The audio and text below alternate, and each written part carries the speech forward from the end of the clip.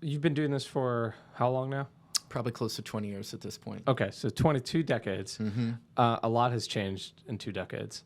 And so, like, looking back on what has changed, I mean, you have 60 Minutes just recently did a show where they talked about how the CDC's findings where suicide or suicide attempts among adolescent women are up 50% since 2019. Suicide is the number 2 cause of death for adolescents and people in their 20s, which is different than when you first started.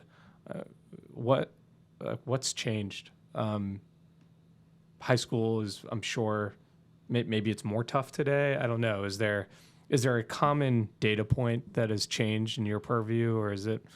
I guess just what's the attributable reason for that increase in suicide, depression, anxiety, that sort of thing?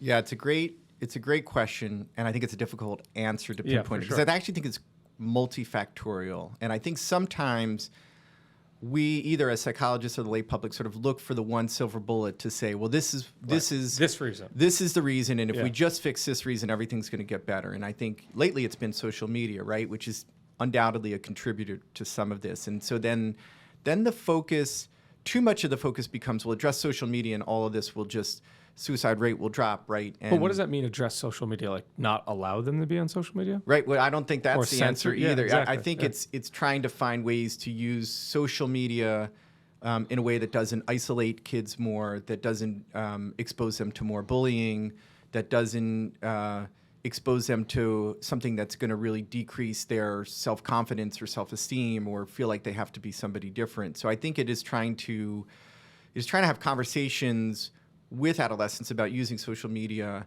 in a way that, again, is going to be both enjoyable and protective. So it's not something that is causing a regression, for example, in their emotional state because of how it's being used.